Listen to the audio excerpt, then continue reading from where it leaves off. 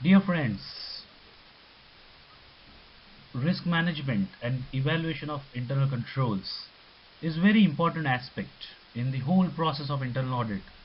So what we are going to do today is we are going to discuss how risk management and control evaluation are so important and what needs to be done to perform an effective internal audit and assess the management in its objective.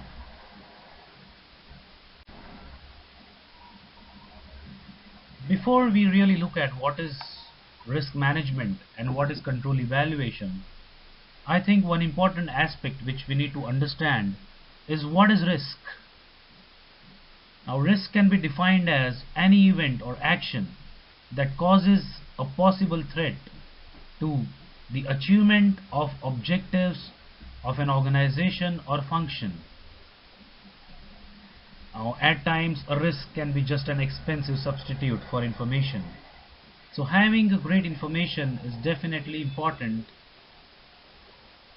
from the perspective of risk management. Majority of the times, risk comes from not knowing what you are doing. But from a business perspective, we need to understand that what are the warranted risks and what are the unwarranted risks. Now here you can see a picture where a couple of human beings are blocked in a cage, and then all the lions and animals are trying to look at them as a breakfast, and they want to have it for their lunch or dinner. Now this is purely out of a thrill. This is not for any business. I don't know why these people have locked themselves in a cage, but this situation is definitely unwarranted. One cannot expose himself or herself to such a situation where there is a question of life and death. And many times, my friends, the organization, the CEO, the CFO, marketing, sales departments often take certain decisions which may expose the organization to unwarranted risks.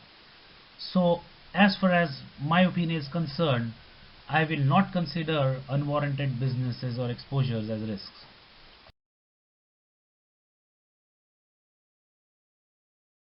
A risk has to be always a conscious decision. Now, what is risk assessment? Risk assessment involves three steps. One is to evaluate the outcome of the risk or what impact the risk may have. That is, we can say as consequence. Then the likelihood or the probability of a particular risk event occurring. For example, we as human beings, our death is certain, so probability is 1. But when it will happen, we don't know. Now, how much impact will it cause to the lives of others or our family members? That is something depends upon the style of living, the standard of living, the income levels, the future objectives. Now, the product of consequence and probability, we can call it as inherent risk. Now, many times in an organization, the management is quite optimistic about the risks which they are taking, the business decisions they are taking. But when it comes to auditors, the auditors are quite skeptical. They ask too many questions to the management that how and why they have taken certain decisions and how they are going to achieve it, because the capital of the investor is at stake.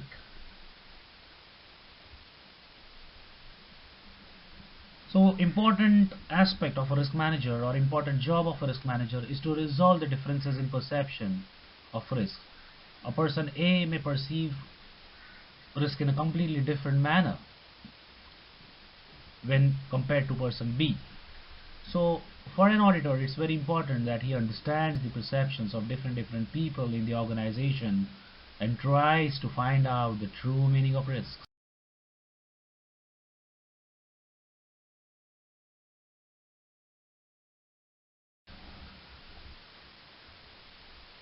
Now certain questions one can ask to the management while conducting the risk assessment. So where do you devote considerable internal effort in order to control? What areas receive considerable management reporting? Where have you devoted significant resources? What are the analyst and rating agencies most interested in?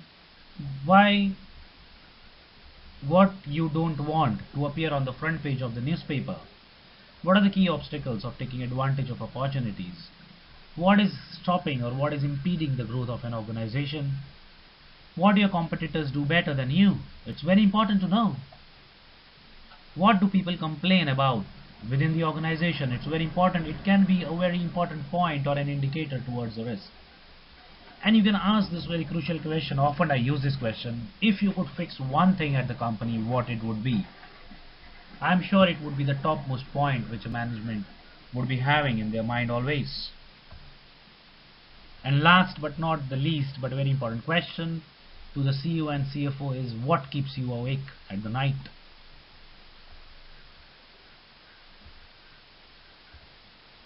So a what can go wrong analysis can be performed by an auditor, where he can know that where to focus on and what to leave.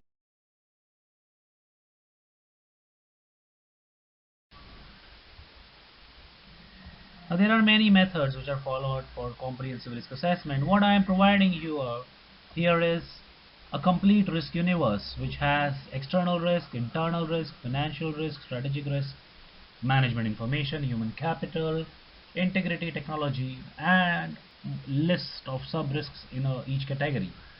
Now this is just a standard template. Each industry would have different kinds of risk, and a different kind of risk universe may need to be get created.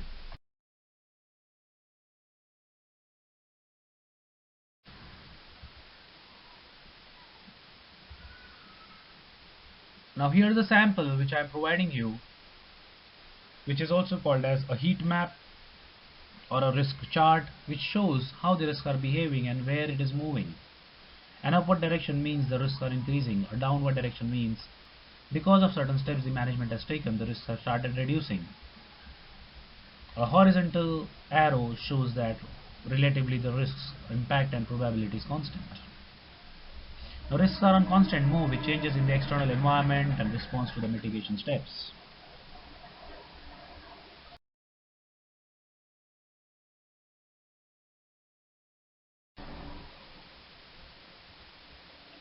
How does one evaluate and quantify the risks? So here I am providing you with an example of a supplier concentration risk, where there is a significant amount of sales which is dependent on a material procured from supplier A. It, the sales dependency is almost 10% of the budgeted sales and margins around 30% of the target EBITDA.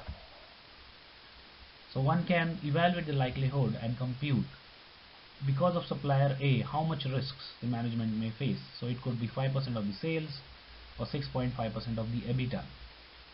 So assessment of likelihood is dependent on various factors, which may include supplier financial status, economic factors, plant location, relation with suppliers, previous default history if any, disruption at its premises, number of factors such as this. Now, what could be mitigation plan for a supplier or risk? Have alternate supplier, stock adequate, share manufacturing facilities, or also look for outright purchase of end products. There are other risk transfer options, which are business interruption and loss of profit policy, or a management can have supplier extension clause in their insurance policy. To evaluate risks, one needs to be fully aware of the impact of the risk, preferably in financial terms.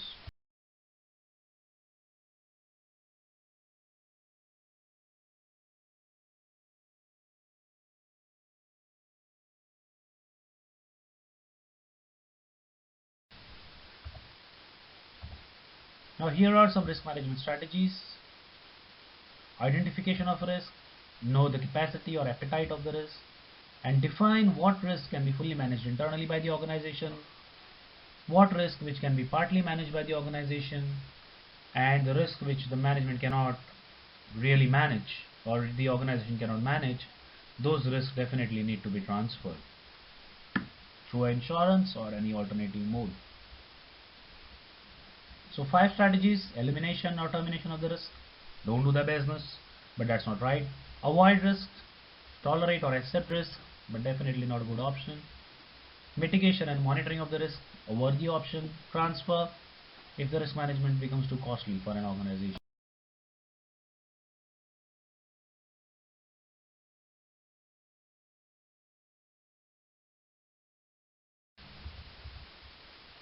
So internal control framework is an important tool for management of the risk. Now many times the auditors say that internal control are those small transaction controls, but I disagree with that. There are a lot of internal controls which includes on-ground process controls, monitoring controls like MIS, KPIs, management controls,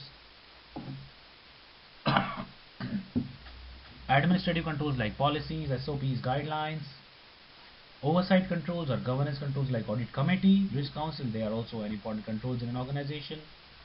Internal audit, predictive, is a more robust control, management compliances, whistleblower policy, independent forum, customer, vendor, regulator, bank controls are some of the external controls which are also important. So I just want to know, or I just want to tell you that there is a world beyond risk and control metrics. So don't get too much bogged down into the creation of RCM, but also look at the high level controls.